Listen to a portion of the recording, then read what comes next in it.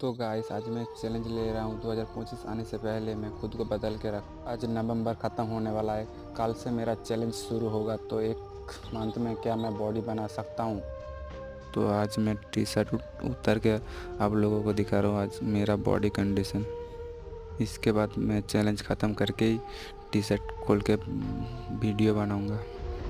तो नॉर्मली मेरा body condition कुछ ऐसा है।